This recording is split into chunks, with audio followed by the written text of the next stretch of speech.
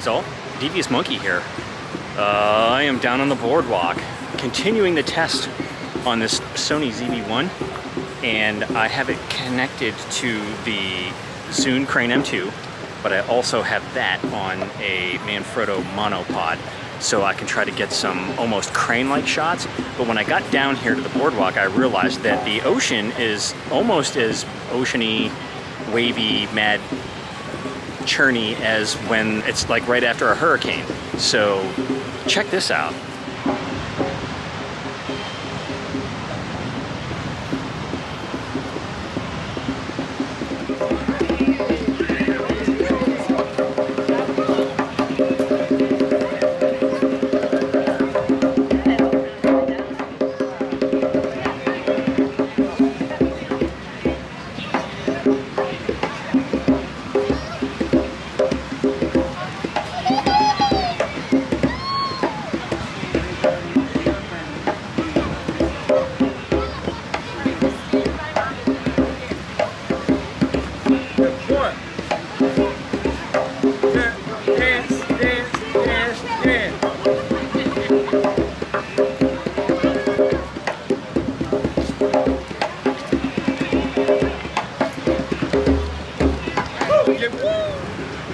Okay, so like I was saying, it's pretty crazy down here today.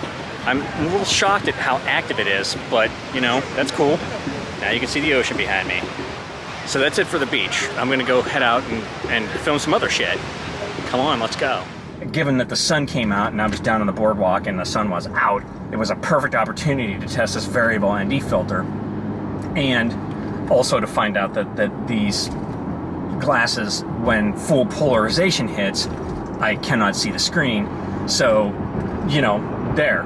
I'm feeling accomplished today, and that I learned something about this camera. And I mean, it sucks, but it's also good, because now I'm gonna go home and I'm gonna take this screen off, the screen protector. I'm gonna put the other one on before I head back out. Overall though, I actually really, very quickly ended up liking this camera. I can see why a lot of people would, spec-wise, be turned off from the camera. 24 millimeters is, it's like right there. If it were a 20 millimeter, it'd be perfect. But then we all know that it would have been a hell of a lot more than it is. I am impressed with the audio quality of this microphone with the dead cat on it.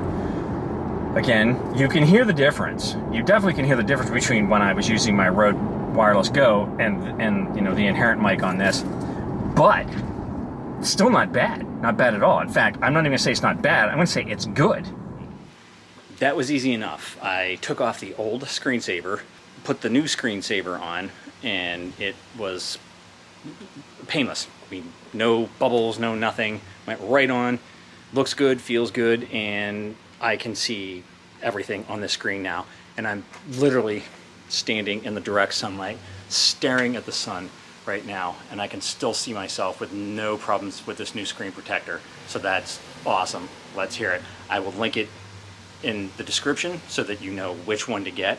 I will also link the one that I got so you know which one not to get, unless you don't ever plan on wearing polarized lenses, in which case either one of these would be fine. They were both under $10, so either way you can't lose, unless you're wearing polarized lenses, in which case you're going to have to switch to this one.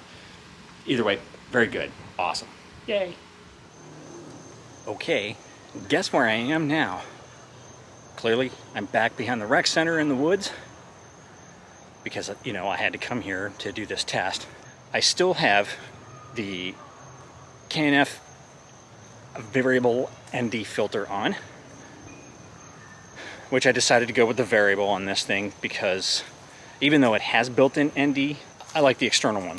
So again, I have the 52 millimeter threaded adapter on and a variable ND filter, which goes from ND2 to ND32.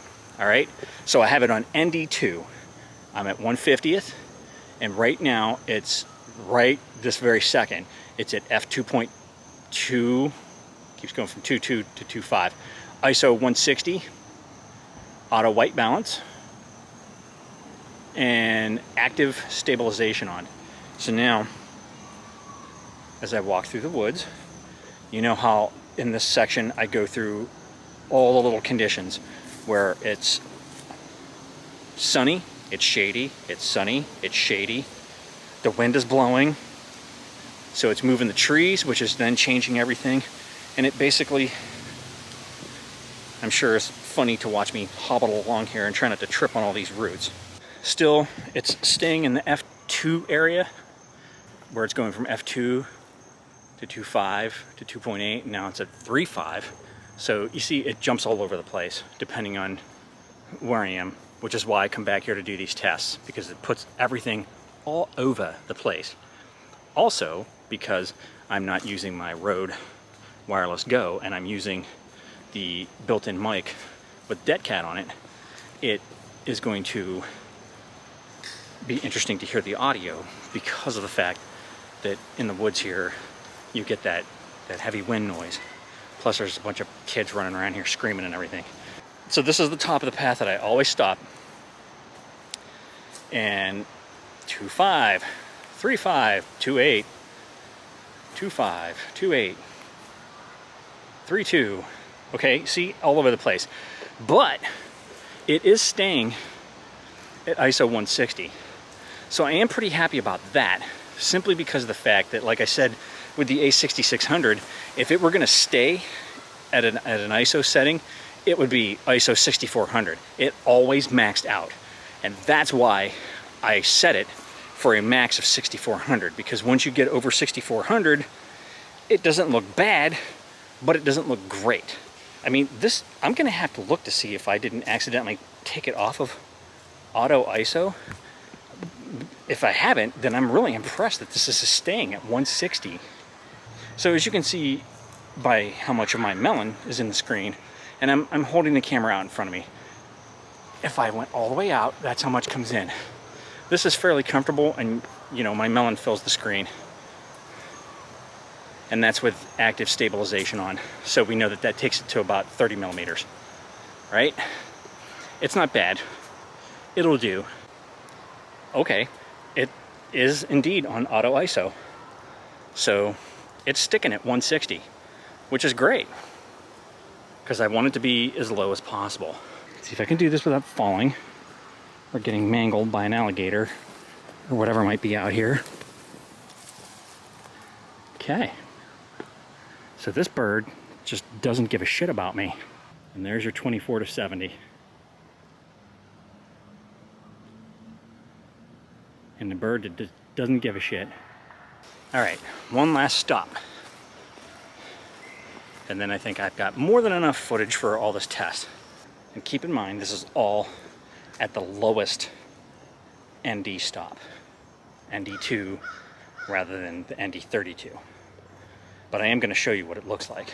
Okay, now I'm now in the direct sunlight, but I'm at the water's edge. Okay, so again, here we are, ND2. Okay, so that's the first mark on the ND filter, other than the lowest ND2. There's the next mark, F4, ISO 160, and we have now maxed out. This is the highest ND32, and I'm going to turn around so we can see in the sky if there's any like massive vignetting. Of course I'm backlit and I can't see the screen just because of the glare from the clouds. But how we doing there?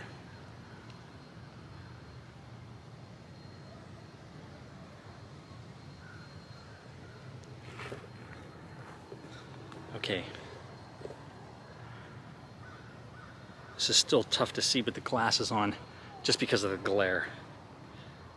All right, so now at the ND32, we're at f1.8, which is as wide open as it can get, ISO 200. I'd say this camera with this K&F Variable ND filter, good combination. So I will say, this Sony ZV1 with the K&F Variable ND filter And right now I'm on the Bluetooth grip, and you saw me earlier, I was with the Crane M2, and then putting the Crane M2 on a Manfrotto monopod and trying to get some like crane-like high shots or whatever. All works great. It all looks fantastic. Totally digging this, because I never would have done that on the A6600 or the A7 III for that matter. That's all I got for you today. Hope you enjoyed the scenery. It's actually been a really gorgeous day out, a lot of fun. As always, thanks for joining me. Like, subscribe, and all that shit. And remember, kids, forward and up.